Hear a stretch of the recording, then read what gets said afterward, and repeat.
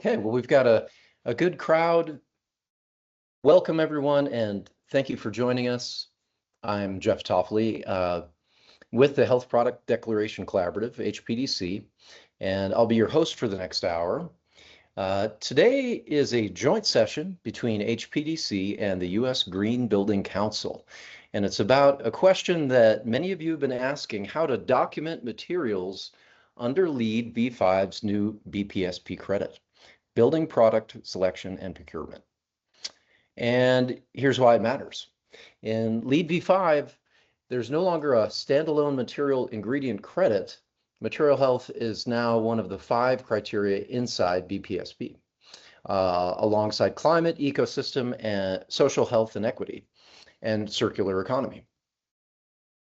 And that better reflects how project teams actually evaluate products.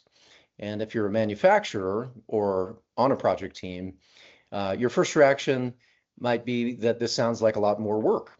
Documenting a single credit across 5 different criteria initially can look challenging. So here's the whole point of today. What we're going to show you is how that doesn't have to be, and we've built a way to produce complete, consistent, scored BPSP documentation without the spreadsheets and the guesswork. A couple of quick housekeeping notes before we dive in. So first, the session is being recorded, and we'll send a recording to everyone who's registered. So if you have to drop, you won't miss anything. And second, please put questions in the Q&A panel at any time. We'll set aside time at the end for live Q&A, and I'll get to as many questions as I can. And let me quickly introduce the 3 people you'll hear from today. Wendy Vittoria, our Executive Director at HPDC, who will set the stage on HPDC, USGBC collaboration. Wes Sullins, the Senior Director of Materials and Resources at USGBC, will walk through what the BPSP credit requires. And then Mija Marcano, our Technical Manager, who'll give you a live demo of new BPSP product scoring pre-check inside the HPD Builder. And with that, Wendy, I'll hand it over to you.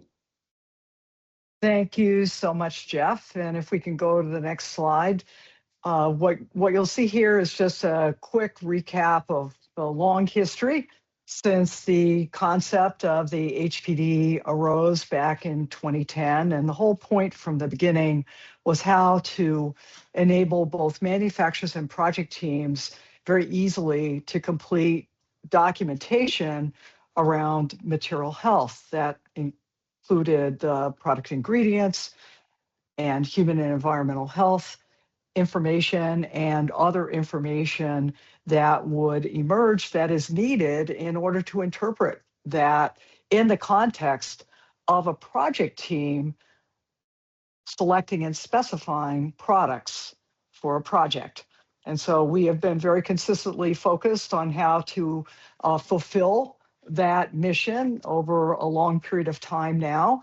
And as probably most of you on the call today, and welcome to those of you who are new to HPDs and HPDC. We're so delighted that you're here with us. And of course, many of you, I can recognize some of the names, have been with us through this entire initiative process. And it's resulted in something, pretty extraordinary now, where we have over 17,500 published HPDs that cover a wide scope of products, well over 40,000 individual product SKUs, and over 1,000 manufacturers contributing HPDs, and we're at a rate now of 400 plus HPDs being published every month. And so that's growing very, very rapidly.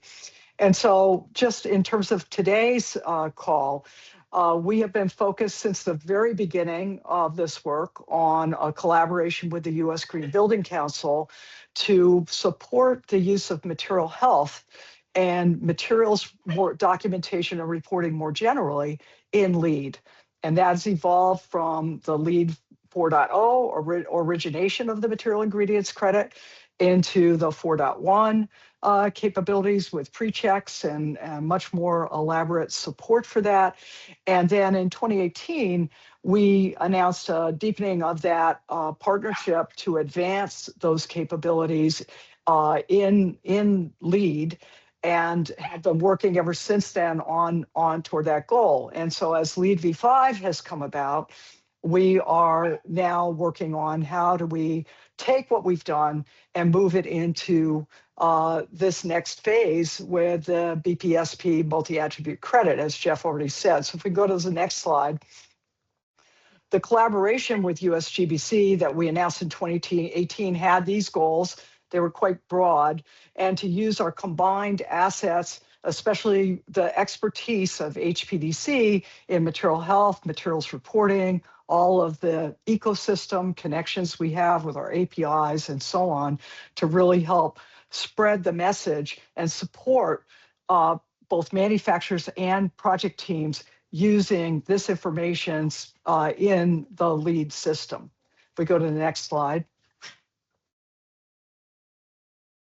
And so we've done a number of things, various kinds of outreach and promotions, talking about these capabilities, obviously working directly with the staff at USGBC to propose new approaches for version 4.1, the pre-check itself that we innovated, working with USGBC originally.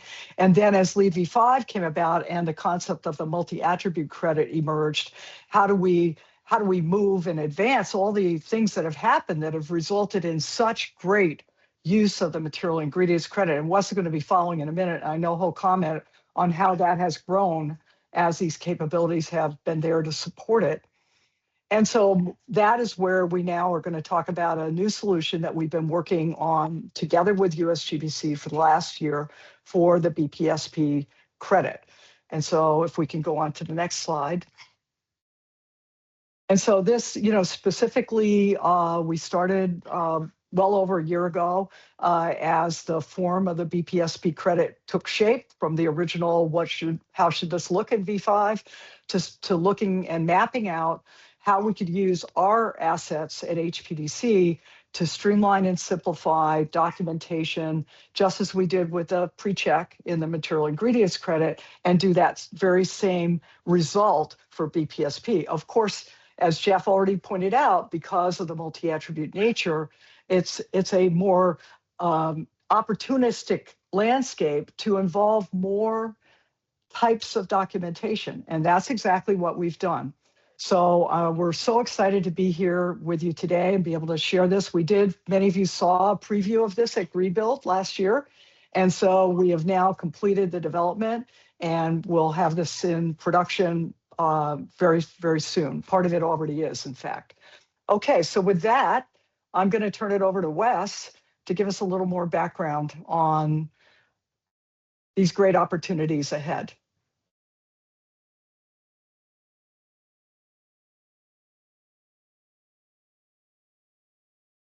Great. I had to find my mute button.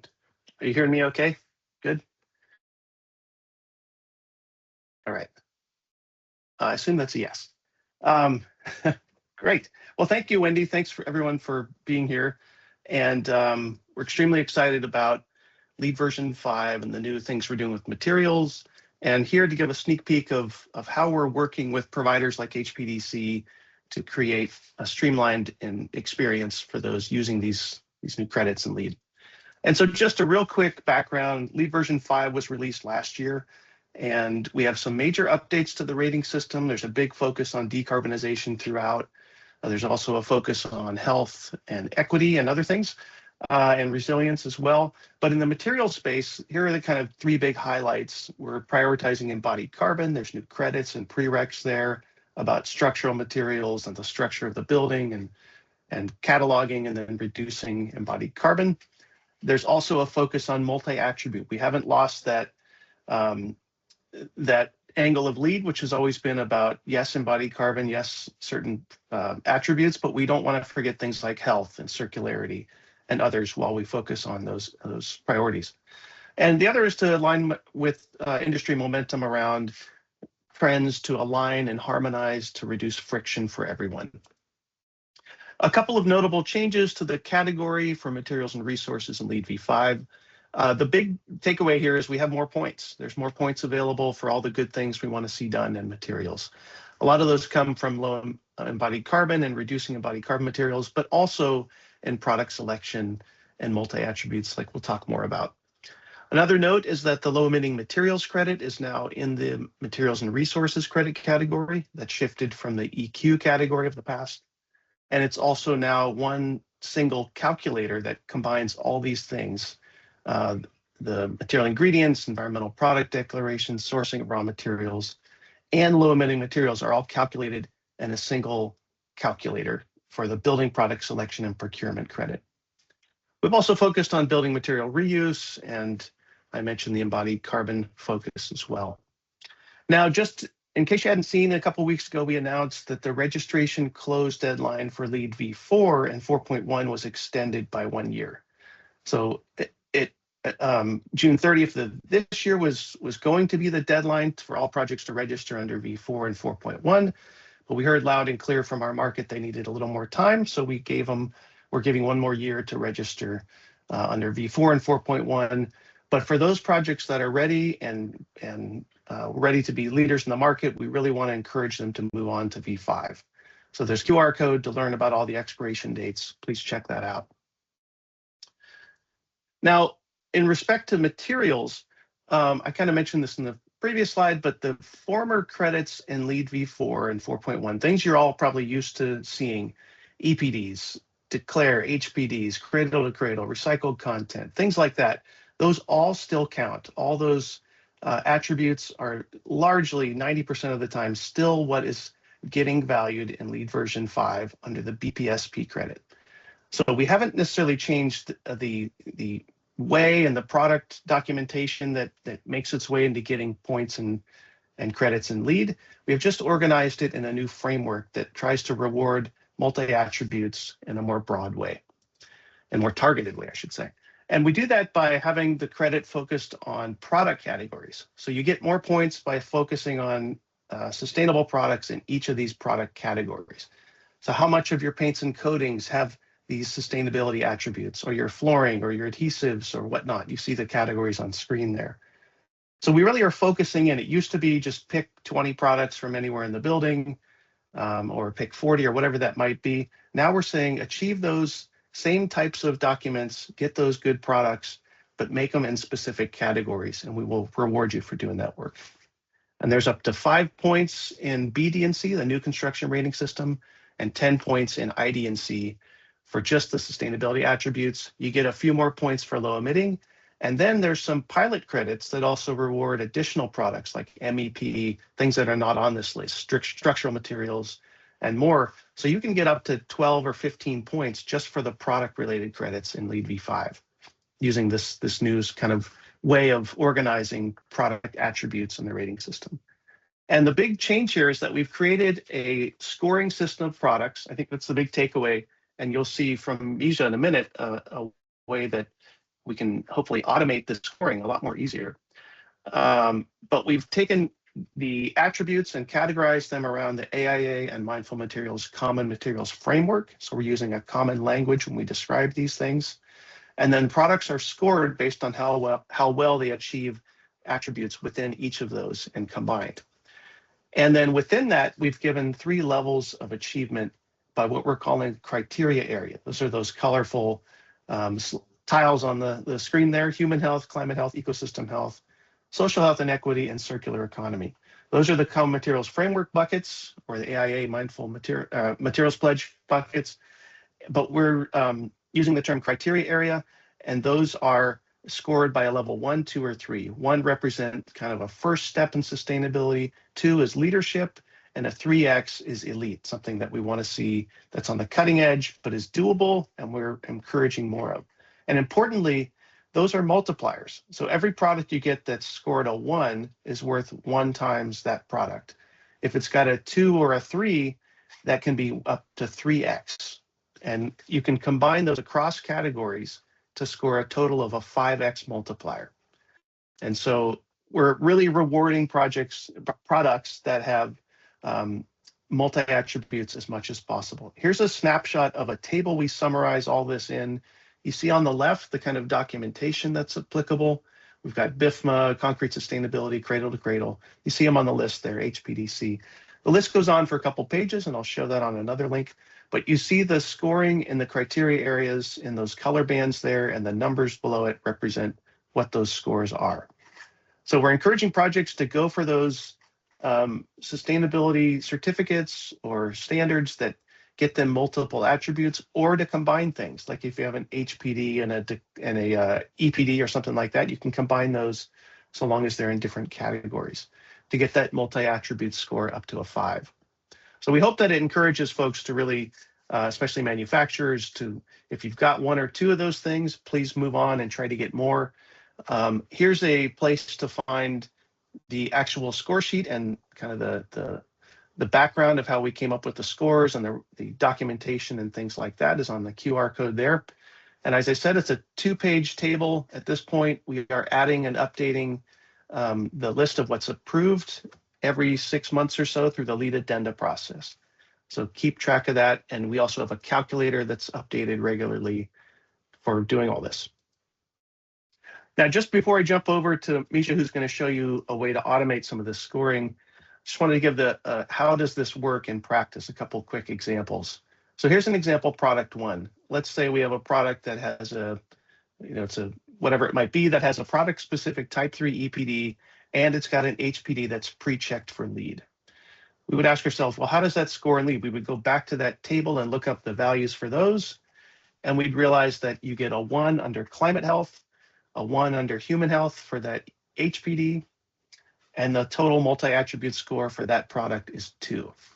And so that means it would get a 2x multiplier. Say it was a flooring product, you get a 2x for any product that had those 2 things together for that category. Another quick example is, say you had a product that had a product specific type 3 EPD, and it had some recycled content. It had 20% pre-consumer and 10% post-consumer recycled content. What would that score in V5? Again, we would use that table to show that the EPD is worth 1 under climate health, and the recycled content would show up under circular economy. And in that circular economy column of values, we do allow fractions because of recycled content and other things like that. And so a 20% pre-consumer would be added with half of the 10% post-consumer, which gives you a 25% score, or a 0.25.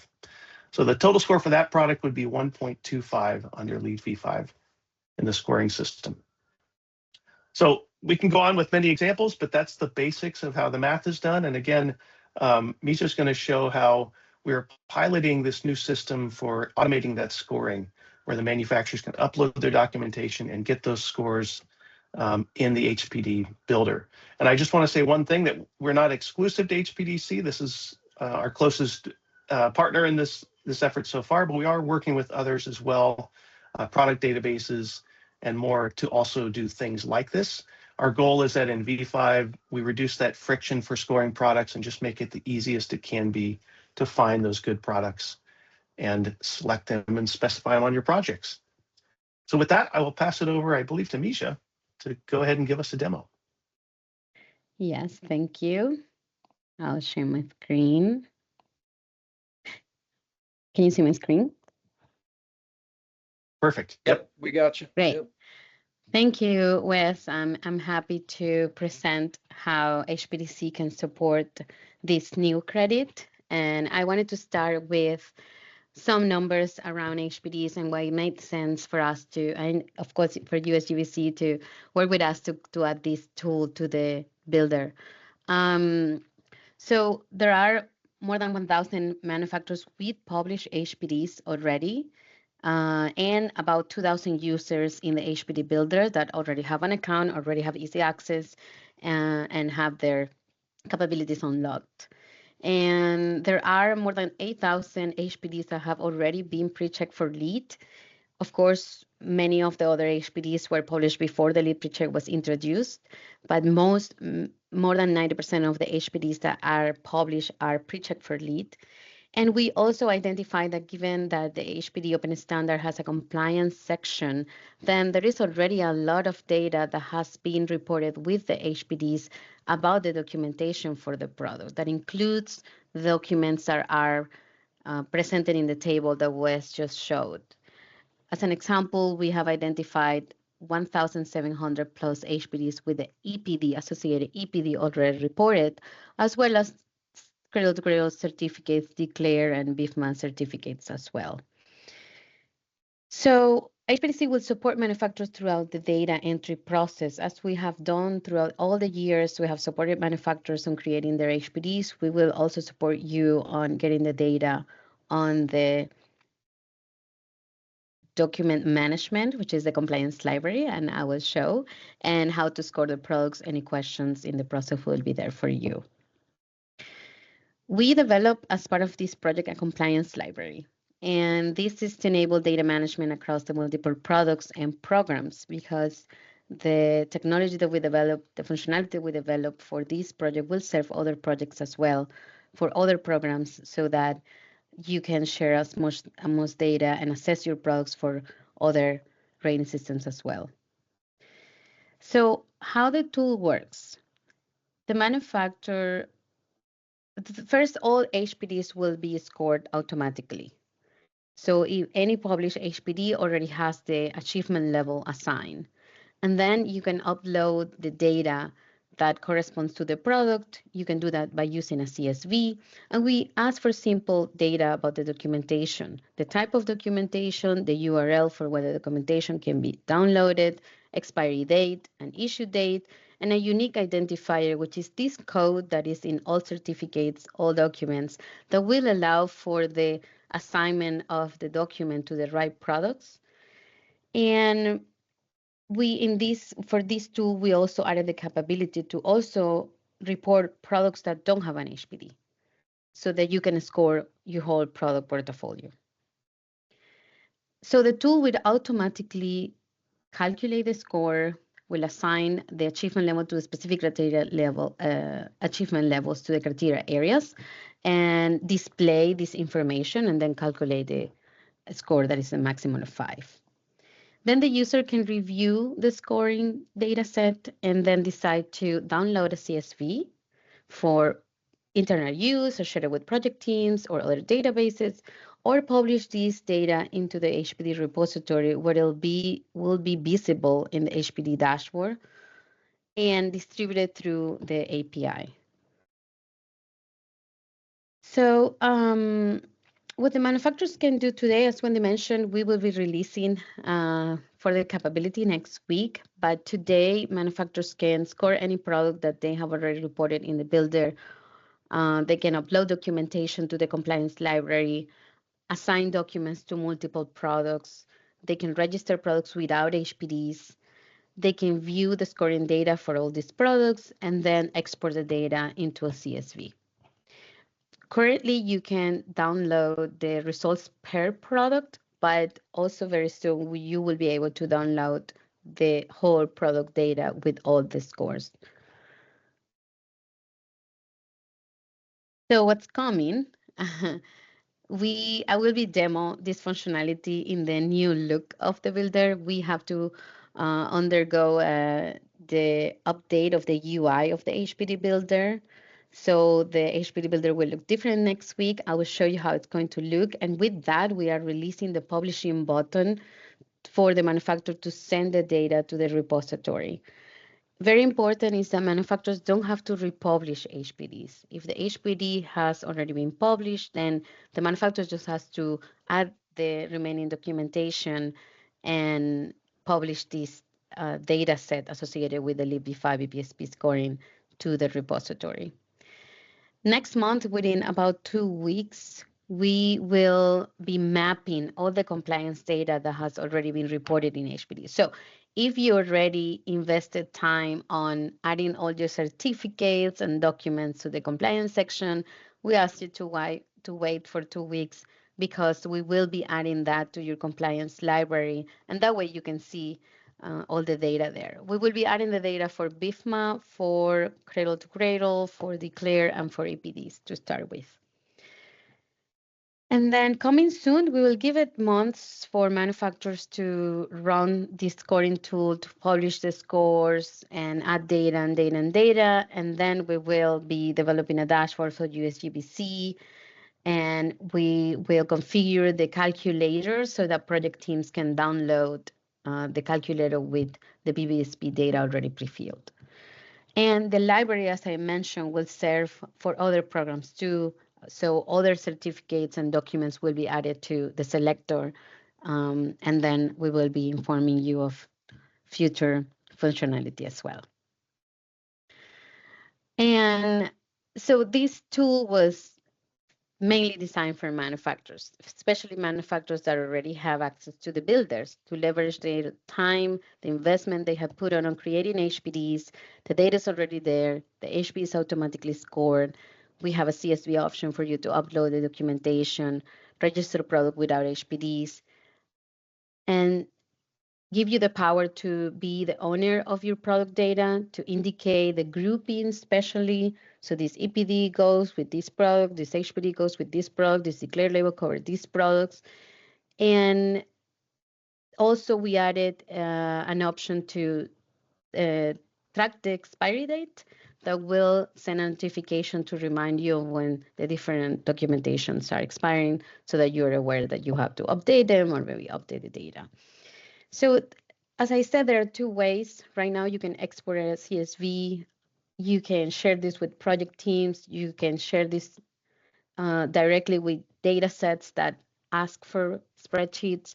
But you can also use it internally for your own website, because usually manufacturers have their product catalogs. They indicate they have an HPD. Well, now you will be able to provide this data to your team so that you can have this BPSP multi-attribute score also added to your product portfolio on your website. It's a CSV, so it's data, and it can be used for all the applications where you usually have to compile of the information. So project teams will be served, of course, because the HPD dashboard will have two filters. One is to filter HPDs by criteria area, and the other is by BPSP score. And they will have access, of course, to pre-check HPDs. We already added a pre-check for LibB5, and then download the documentation when we configure this lead calculator sheet. And then, of course, the data partners that are connected with the repository, they will have the access to all the data that you send. Because we are collecting the unique IDs for the documents, then this will enable reliable data mapping, because it's the manufacturer that is indicating the mapping of the products, the grouping, the different covers that each document has. And then, of course, access to the expanded data set for not only this project, but all the upcoming projects. And so before I go to the demo, so the call to action is you can log into the HPD Builder account today, see the scoring, familiarize with the scoring tool, maybe assess some products, upload documentation, see the compliance library, and then next week you can start publishing the data. I'm going to go to the Builder now. And as I mentioned, so we have the new look for the HPDs, and I wanted to demo on that, even though this is not live, because this is how it's going to look next week. You have the login, and you will have access to the dashboard as it is now. And then on the top, you will see the LibB5 scoring tool. You can go directly there. And in here, you will find the list of products that you have. Let's say I select this HPD, this product, and then it's indicated that for this product, you have already a published HPD. If the HPD is not published, it's not going to score. So it will indicate here that it's not published. But this HPD has been published, and it has an achievement level of 1 on the human health criteria area.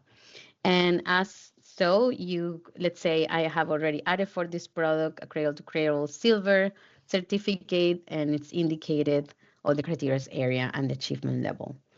And the score is automatically indicated. The maximum score is 5. So you can see the individual achievement here, but of course the maximum is 5, and it's indicated here. And from here, you can also access the certificates by clicking the URL link. And here you will find the option to upload a new document, where you can select from the list of the eligible documentation. The information is the URL.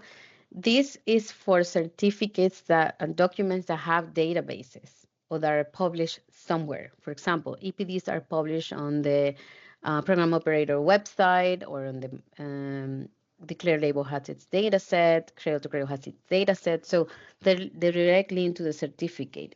If the documentation does not have a certificate, it's where we will in the future ask for a PDF upload. But for now, just URLs, the unique identifier, and then the issue date, expiry date.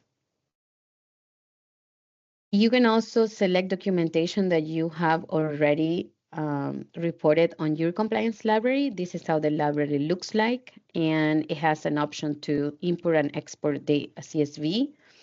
When the compliance data is mapped, then you will be able to come here and download a CSV with the compliance data for all your HPDs so that you can edit it, update it, and then upload it back.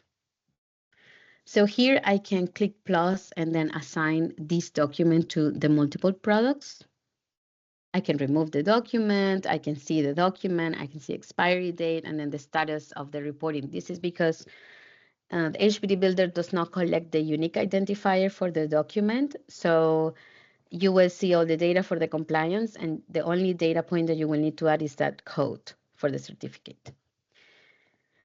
So once you have scored or added all the documentation, then you can download the results in a CSV by clicking download or clicking the publish to HPD repository. For those products that don't have HPDs, you can create product records in the builder. And there is a new option for that. This is the old builder. That's it. Hold on, let's go to the new builder. So there is a new record, and usually it will show you HPDs, or now you have the option for product without HPD. The builder will not allow you to have both for the same product. So you either have an HPD or you have a product record, because we don't want to see duplicates. So if a product does not have an HPD, you can create a product record, and it has entry fields similar to the HPD. You will need to provide the master format, the product types, and then this is optional. The description, the manufacturing location is optional. And then you have the compliance where you will add the documentation, and then the calculator will score automatically. Then there is the contact information and just further data that you can provide for the use regarding to USGBC or the AIA product category. So with that, I'm going to stop, and then we can go to the questions. I'm going to open the panel. All right. Yeah. So, and we've got a load of really great questions here. So, Wes has been busy behind the scenes answering many of these questions, and I thought maybe a good place to start would be to hand the microphone back over to Wes and have him just kind of review some of the responses he's already put into chat. And what do you think about that, Wes? Do you want to comment on? Sure. Those things? Okay. There's some great questions. Thanks for these.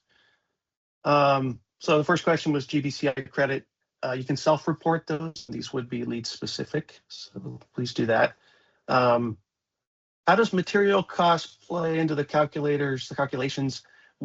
For the product categories, you can select cost or area or volume depending on the type of category. So there's flexibility there for project teams. They can choose cost if they want. And also, you don't have to choose the same metric for other categories. So say you want area for flooring and then cost for paints, for example, that's fine to do as long as you're consistent within categories. Is there a link to the calculator and table? Yes, I provided that in the chat. Somebody caught a typo. I had post-consumer and pre-consumer reversed, so good catch. I will change that in future slides.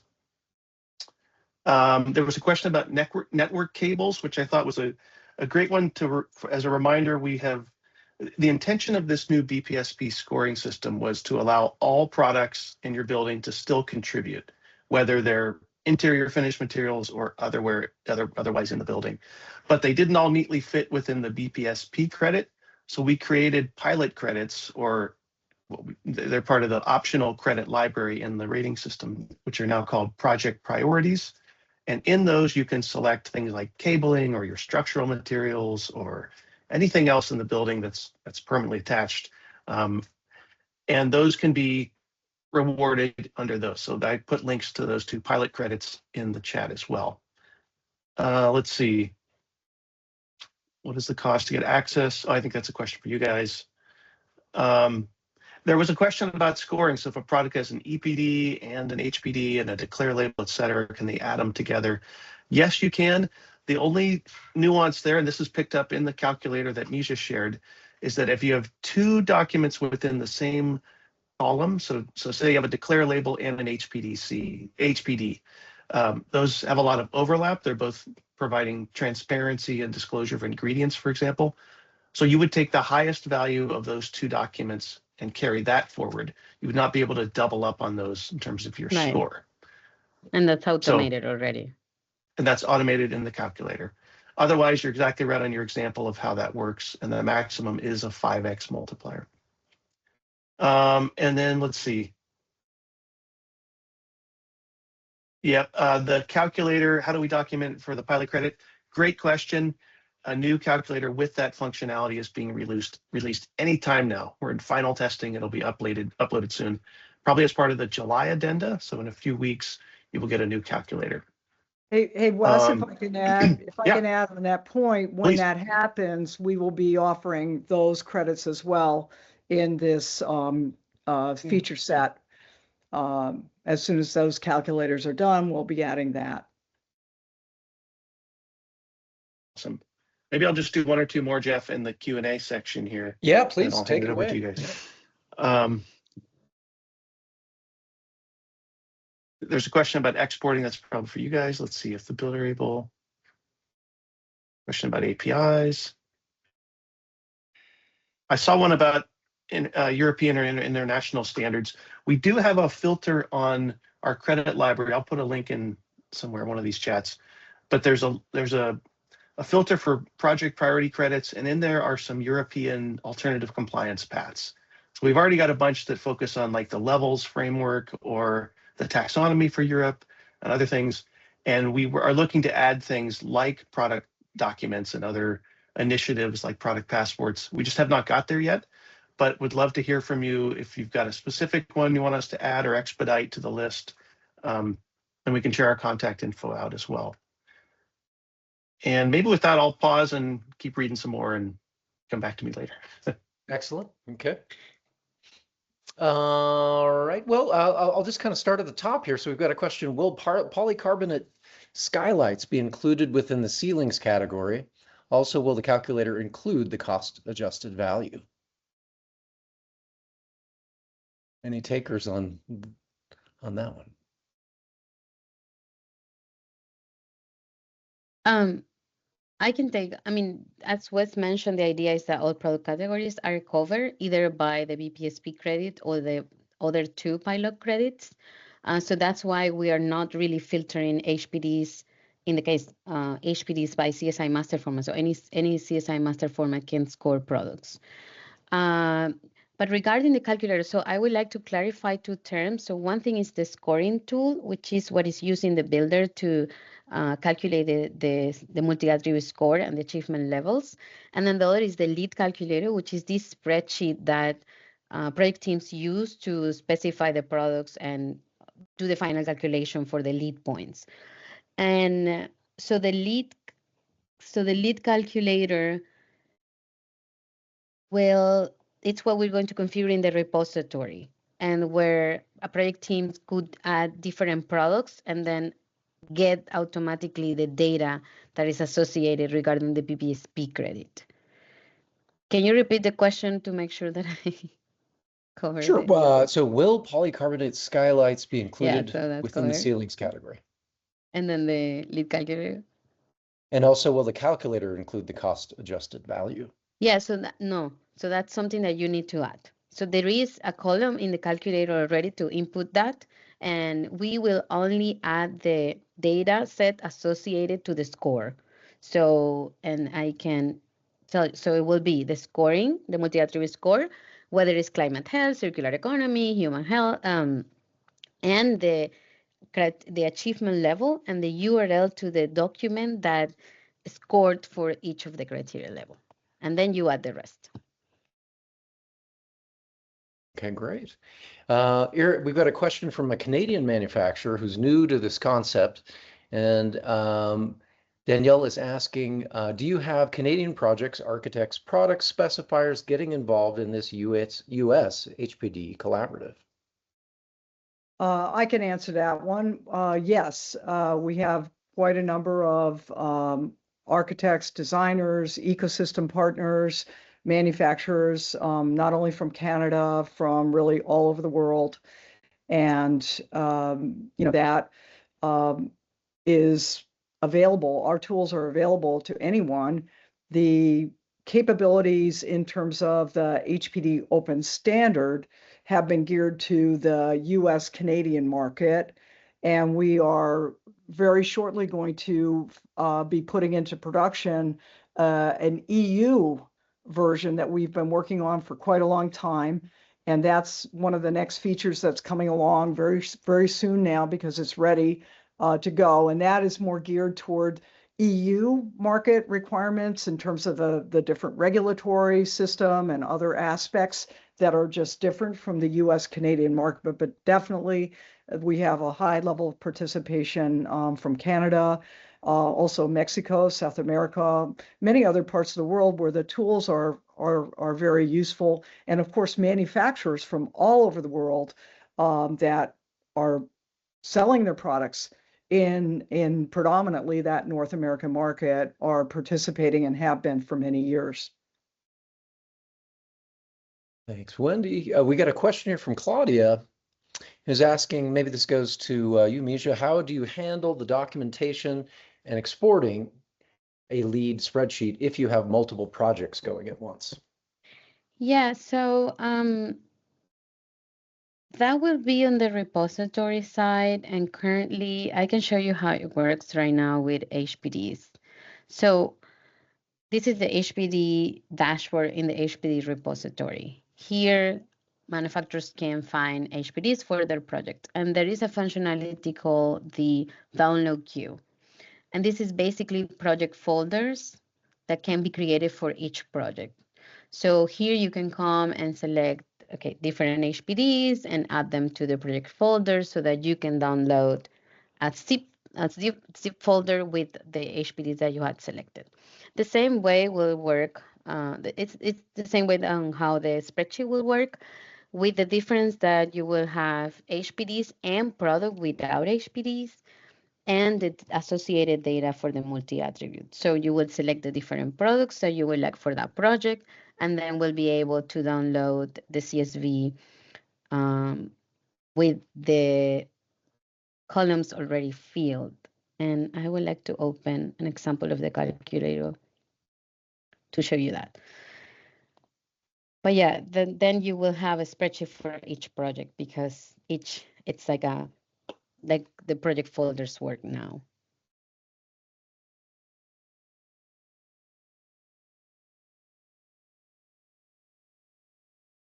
We can go to the next question.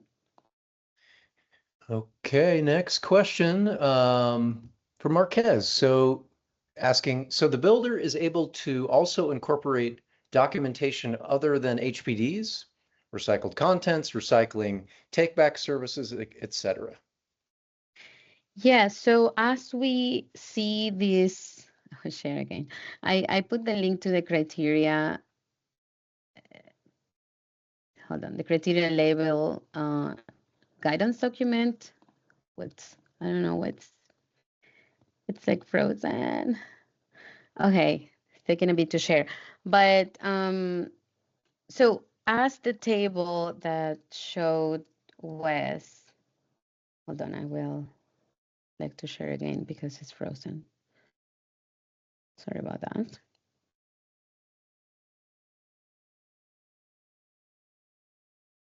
Okay, so I shared this link, and this is the best guideline for manufacturers to understand how the documents will and the associated achievement levels in the different criteria areas. So right now we have about half of these.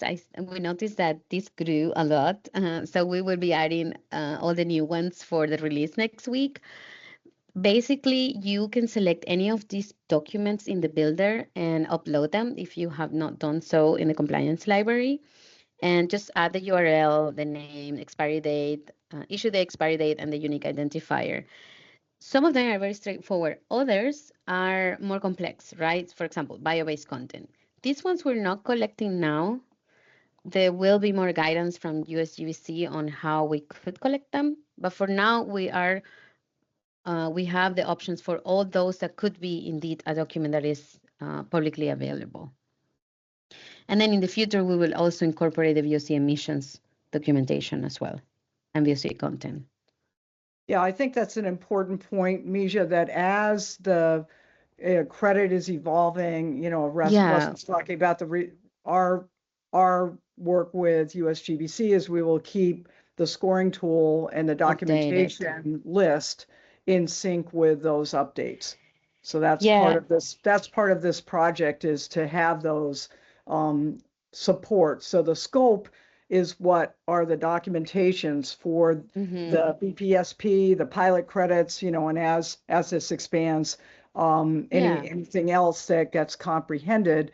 And that's the scope of documents that you'll see in the drop-down menu as Mija indicated. So any document that is required for documenting this credit, we're starting with the BPSP right now, that will be an option to add in the compliance library of the builder. Yeah, and also as the criteria evolves here, because you will see the list of documents at the top and then kind of on how the guidelines for each of the documents. Some of them will need like 3 certificates together, like thing for wood. So for now, we're collecting documents and scoring them straightforward as in the table. But I welcome you that if you run into a situation where you have a document that scores that has an achievement level here, and you cannot report it, please reach out to support and we'll address it. Or get your feedback to follow up with USGBC to see how we can incorporate it. Okay. And then we've got just kind of working down the list. So we've got a question from Annie Bevan. Are there APIs connecting from other databases in the works to help automate and upload and organization of data, not just CSV upload, with a couple of different replies on that thread? And I would just maybe hand that to Wendy for kind of the picture there. So as a follow-up question there from Lori Winter asking, so the manufacturer has a dashboard where they can view the upcoming expiry dates, but the building will not automatically pull in renewed certificates. This is a follow-up question there. Yeah, so just starting with the first one, thank you, Annie. These features are geared towards supporting manufacturers in supplying the documentation. So what we are looking at are some streamlining things like a spreadsheet where multiple documents could be uploaded, but manufacturers already are including a lot of these ratings and certifications with their HPDs. So we're building on something that's manufacturers have been doing for a long time. The scope obviously is expanded with the BPSP credit to include some additional things, but many of those, because we already had social equity comprehended in the builder, are things that already, have been there. What we're specifically doing is matching, as I said a moment ago, the list of documents that are supported with the BPSP with the documents that are attached to this scoring tool and manufacturers can upload.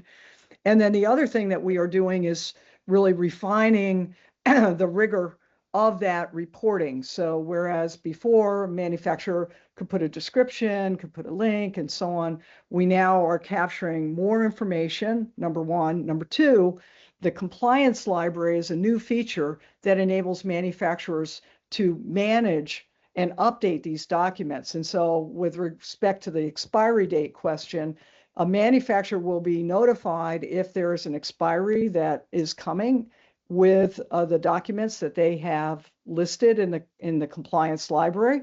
Then they will go and update it. At that point, if they republish that record, and again, as Mija has pointed out, this capability is available whether an HPD is under there or not. The vast majority do have HPDs, but we want to make it easy for people that don't yet have that, or that's not in their program, to use the rest of the capabilities to support their BPSP work. And so at that point, once the manufacturer's updated that certification or rating or whatever the certificate is, then if they republish that, then everything will be updated. It will flow through the APIs, it will flow into the repository so project team can find it. One other feature that we have in the repository, and we're going to be having a kind of complementary webinar to this shortly to talk about the feature set in the repository for project teams. Right now, we're focused on the introduction, this next phase with the manufacturers getting this expanded data in. But one of the other features that you could see when Mija was looking there is the contact manufacturer option. And so this would enable a project team, if they encounter an expired document, to send a message to the manufacturer directly through the repository where they can ask for an updated certification. And I think, Mija, it's true. I saw another question about if some documents are expired but others aren't, will the unexpired ones still count in the scoring? I think that is correct. Is Yeah, it not? so right now we have some rules set for different documents on expiring. When they expire, when they pass this rule, then they don't score anymore. But this will need to be defined by USGBC.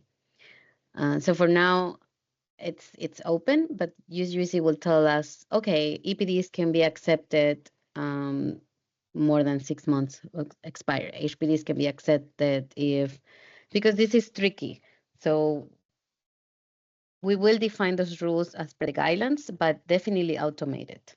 So when USGBC said an EPD will not score, then the EPD will automatically don't score because it's expired. This is why we set up the alerts. And this is not something that you will receive today, but we will be enforcing this as we progress with the tool. Wes, do you want to comment just a little bit more on this On the expiry date expiration, question? yeah. I mean, I think the intention there, I'll just start with the intention, and then there's always nuances, right? But the intention is that this information about a product's sustainability attributes is hopefully what's guiding purchasing decisions. So we want project teams to specify good products, better products, and purchase them. And if the product documents are not expired at the time that that's happening, then GBCI has some leeway in how it's applied if the actual expiration of the product falls outside of, say, the certification date for the building. So anyway, there's a little bit of flexibility there, but if it's procured and or installed before the document is expired, that's the goal.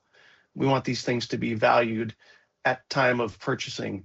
And so anyway, hopefully that helps clarify. While I'm talking, I wanted to share one other question that came in around how do I get a standard recognized in the rating system?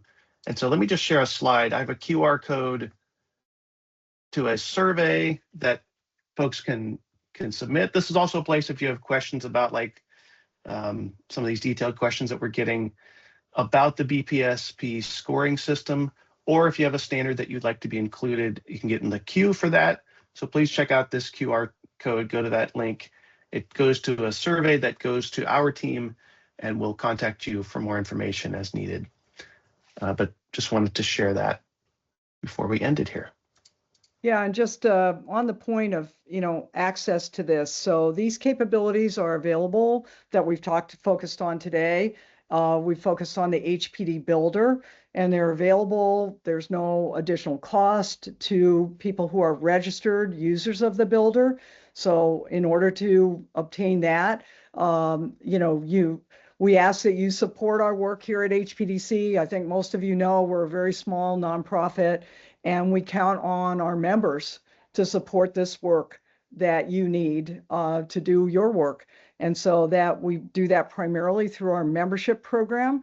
And so we have an affiliate membership that starts at just a little under $1,000 a year.